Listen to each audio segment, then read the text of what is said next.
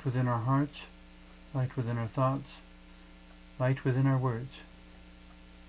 May one and all and everything, blessed and loved, ever be. Welcome.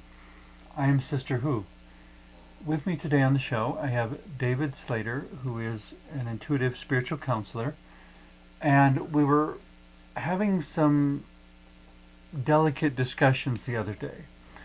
And in your work as an intuitive spiritual counselor in communicating with spirits, and everyone's welcome to be as skeptical about this as they want. Yes. But I would encourage everyone to be very open to the information itself and to consider the possibilities we discuss. That it's not so much whether it's true or whether it's not, as whether it makes sense. And is there something about the way that it makes sense that is ultimately empowering? I guess to be a little more direct, we were talking about suicides, and you said you had communicated with spirits who had committed suicide. Mm-hmm. And so basically it's like getting to talk to someone after the suicide, and I suppose the obvious questions are, well, do you regret what you did?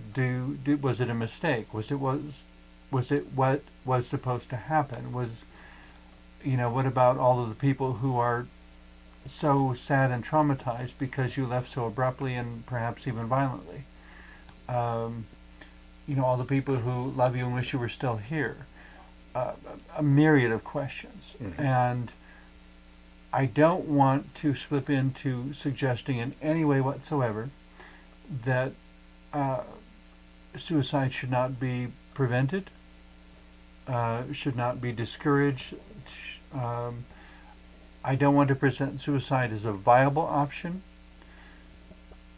but if suicide has occurred, what happened happened. It was tragic. We need to mourn it. We need to get through that process somehow. Mm-hmm. Accepting its historical inflexibility, mm-hmm. that it happened. Is there a way of looking at the experience from the other side that might give us more ability to carry on? Is anything that I'm saying relevant to your understanding of it based on the conversations you've received? Absolutely. Let me step back just a smidge on that. Kant was asked about... Who was asked? Kant, the philosopher. Immanuel Yes. Kant? Yes. Okay. And he was asked the morality of suicide. Okay. And his answer was to measure morality of an act or of a thing a human being can do is if everyone did it, could society continue? And obviously in suicide, it's on a large scale is not helpful to society. So there's and there's a boatload of psychological and emotional ramifications Right. to every time it occurs. It is a sort of earthquake. right. Granted that earthquakes are devastating, they're upsetting, lots of people die. The Earth has been having earthquakes for thousands of years. Right. They're part of the spectrum of human experience. Yes, I would agree we should prepare for them, prevent them if we can. I don't know if we'll ever be able to. Right. Minimize the damage if there is a way to minimize the damage, but at some point, usually without warning, there's going to be an earthquake.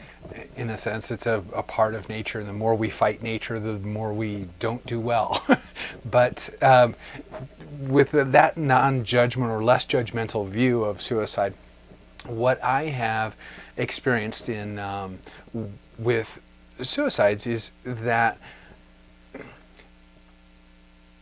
much of what's been explained both by the living and the past, folks who have passed, is that what happens internally to us is what we know, what we understand to be beautiful, helpful, right, that type of thing. And what we experience outside of us doesn't match that very clearly.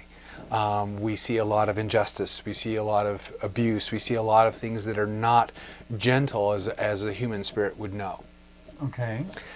Suicides, and again in a broad spectrum, have the mismatch between inside and outside becomes unbearable. Okay. So suicide prevention ideally should focus on keeping the two in sync. it would be delightful if you can reach that, and that's a remarkable thing to strike. Many people, the living who have experienced someone near them, will take it personally and will, as part of their grieving process, anger comes in there, and so any number of conclusions they can come to the person that they've loved that has committed suicide. That's where a lot of the judgment comes in. But what And it may be analogous in some ways, not completely, but in some ways it may be analogous to why did my loved one die in an earthquake? right, and the body couldn't keep up with the very dramatic change. Mm-hmm. And so what's interesting about suicide, what we find, and many mental health scientists of different things and theologians and all this have noticed that a human being is closest to spirit form the younger it gets. And at 5, The younger it gets, or the younger it is? Yeah, younger it is. My apologies on that. Unless we have people growing in reverse. I try. But In any case. yes. And I don't mean to make light of suicide. No. I understand it to be a place of radical disempowerment. Yes. And a radical but I'm feeling of especially interested when this topic came up of what does it look like from the other side? When you're looking Oftentimes- back and saying, I committed suicide, how do I feel about it now? Oftentimes it's a huge relief. Okay. Many- Because of, the pressures are gone. okay, Let's take a typical human experience. We oftentimes feel alone. We oftentimes feel so vastly different that we are of no use to society. Okay, and I'm again using very emotional terms. and the so- things you're saying are based on the conversations you've had with spirits who describe themselves as having committed suicide. Correct. Okay. And there's no way to alleviate that pressure of feeling useless, of feeling mismatched, of feeling disconnected. Mm-hmm. And it is a remarkably lonely feeling. The thing is in the passing and in the medium work I've done, there is such a relief in dying that no matter what the age, I don't have to wash the dishes anymore. yes. Which is a trivial example, I understand, but it's the similar sort of thing of all the things I don't have to go through because I'm not dealing with the body anymore. Well, and that wasn't such a unremarkable or uncaring statement. Really, our day, we keep paying attention to a clock and what must be done and has to be done and can't happen, and the list is so long. Wouldn't it be wonderful if our schedule just fell away? And that is a very real possibility. And in essence, death does exactly that. And But I wouldn't recommend killing yourself to avoid your schedule. well, you can do something just as wonderful. You can disregard a schedule, if nothing else, in a vacation. So many people, they'll have a vacation and they'll schedule more things in a vacation than they do in a work day. And it's no less stressful going on vacation. So would it be accurate to say that one of the insights, if you will, of those who have crossed over through suicide is that the disconnection is possible without actually committing suicide? Oh, absolutely. One of the, in medium work, no matter how the passing occurred, one message that comes through quite a bit. Are you okay? Yeah. Sorry. I'm an emotional man, definitely. And right now I'm feeling and hearing a lot of folks. And Okay. and Whether they're present at this moment is irrelevant. It's more, this message has come over and over. We live in a playground. We really do. But even on a playground, you can get your knees skinned pretty badly. Hopefully, because that brings growth, that brings knowledge, that brings so many things, and it heals. It does.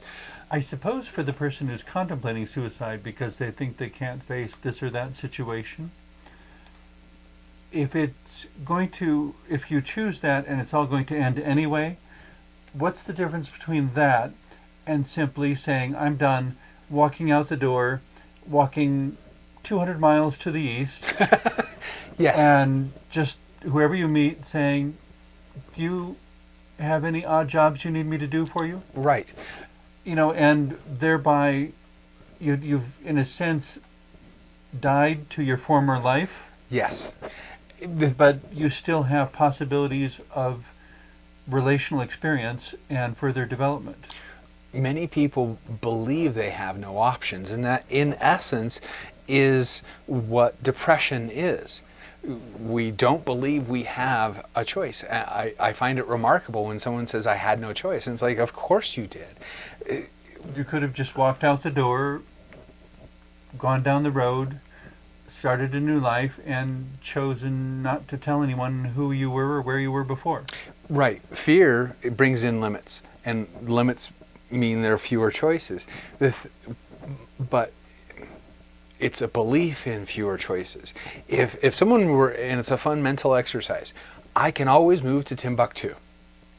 Okay, if I have, not that I actually know where Timbuktu is. Exactly. But the idea. If I believe I have two choices or only one choice, and it isn't real pleasant, and a mental exercise tells me I can also do Timbuktu. I can move to Timbuktu.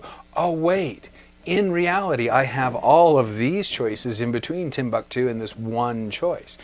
But we are so driven, in our society especially, by judgments and by fears, that we believe there are no other choices. And it seems to me that the person who becomes suicidal is slipping into a kind of tunnel vision where they don't Yes. see the options they have. Right. And it's often taught in our society that we must be a projection of, or even if it's not taught, it's oftentimes taken on and believed. And it's not. And if I don't do such and such, the world will end. Right. I don't know that the turning of the planet has a whole lot to do with what happens to you. Right. So, I mean, I could make every mistake in the book, and it still wouldn't stop the Earth from turning. Correct. Or the sun from coming up. Projections are the illusions we live in our life are remarkable. We believe we can or can't do this one thing or that other thing. So to get from the suicide and expand this into away from the judgments of a suicide, it doesn't matter how we die as much as how much we live or how we live. And if we choose to live a loving life, and love by definition is an expansion of, whereas fear brings all the limits, love brings all the possibilities. And love more than an emotion, but a power. But A power, a dynamic, Yes. a strategy, a method. It's so many things. it's way beyond our body chemistry and our emotions of the Yeah, moment. love is so much more than physical. Right. So anyway, in speaking with folks, no matter how they've passed, again, one of the things they keep saying is that we live in such a highly intense life. We have so much inputs. To quote a movie recently was, I choose to believe 8 impossible things before breakfast. Okay. I choose to believe 8 impossible things before breakfast. Exactly. Okay. That opens up so many things. This world, you can experience so many things and even not even begin to think about scratching the surface of what possibly can be done if you live a long and fruitful life. With all the contemplation of spirituality and life I've done, the one conclusion that continues to hold up is that life is primarily about the growth of the soul, such that it's not so important what happens here whether you're rich or poor, one race or religion or another, as what you learn from whatever you experience here. And as you commented a moment ago, it's not so important how you die as, once again, that is an experience. And so what you learn from your particular experience of dying on the level of your soul, what your soul learns from going through that. Right. I've seen people have going away parties for people who are not dying, who are not committing suicide, who are simply moving to another state or moving out of the country, or, when will I ever see you again? Well, I don't know. I'll be in California and you'll be in New York or whatever. And we promise ourselves we can visit, but maybe we'll never have the money to. It takes a lot of money to buy a plane ticket to travel that far. Right. And some people, millions of people in America are living at a working class level where they're barely surviving. And the notion of taking 2 weeks off to visit their cousin in Alaska is simply never on the table. Right. It's just not something, unless they won the lottery or what have you, there's simply not the resources to do that. But if we take that same view with life in general, when we are actually in physical proximity of another human being, sometimes it's in silence, and sometimes it's talking about sports and the weather. But it's the experience of that person that we have. So the value of being together. And that does not regard space or time.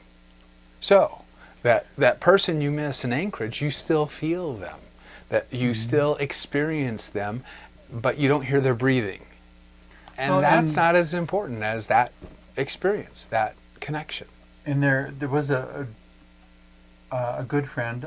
Perhaps I wasn't as close of a friend to her as I wish I would have been, but I think that was more her choice of what to include in her life. But 4 or 5 years ago, when the maintenance man and I discovered her body because she committed suicide, and it becomes somewhat of an academic question: is she gone? Because I continue to think of her every week, at least, and having known her affects the way I make choices. In attempting new things or creative things, I always come back to saying, well, how would she have addressed this?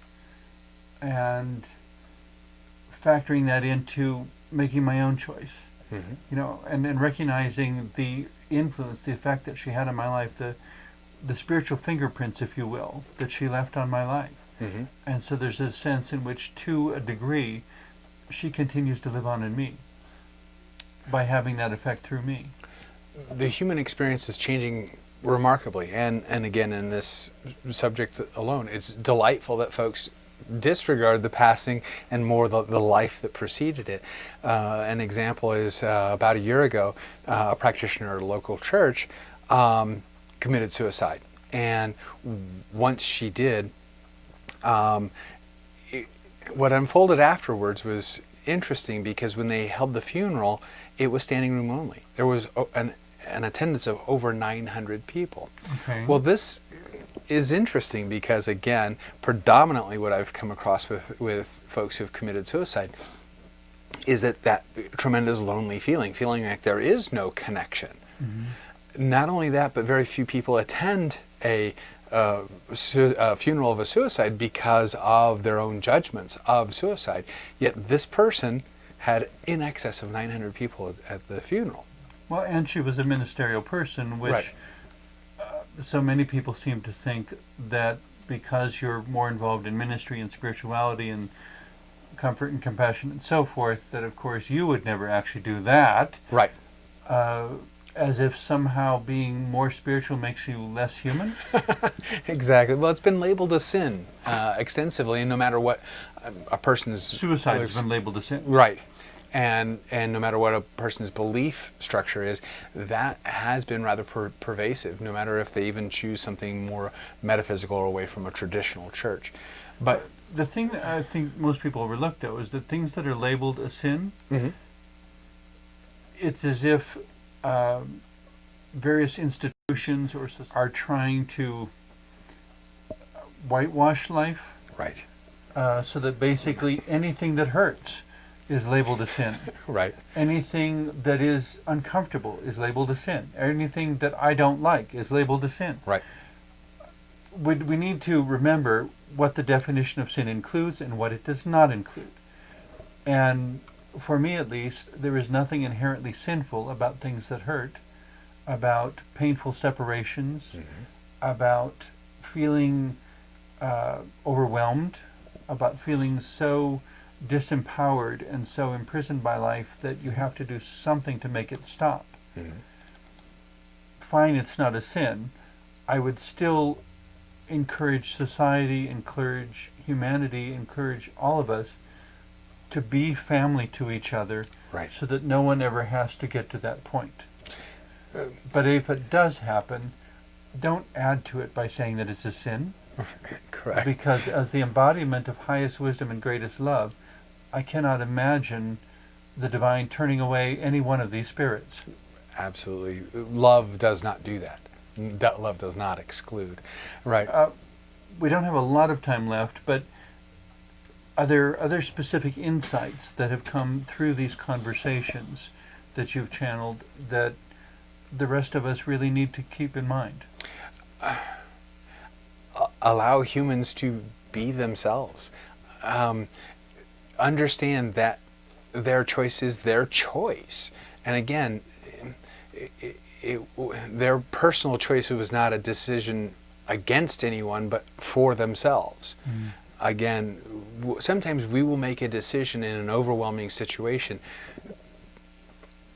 on a level that doesn't address individual interactions with people. In an extreme, say a battle situation, or something extreme in life, we will choose something that has very little to do with what we think of our cousins or things that seem smaller in that sense. I was in the middle of a car accident. Do you actually think I had time to think of everyone in the family? Exactly.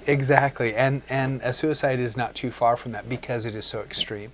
So, It's an intensity of moment. Right. If we can leave that makes breadth of vision extremely difficult. Exactly. So, if we can remove the judgment from it, start there and maybe take it through life. But well, if we can remove the judgment from it, we will be more able to be open to the person who is contemplating suicide. Right. And it's judgment is the first thing to get in the way of relationship. Of just about every human experience, yes. And if we can not make it about ourselves and say, okay, it was my fault, or or I should have prevented it, or that terrible person to do such a mean thing to me. Again, none of those really apply.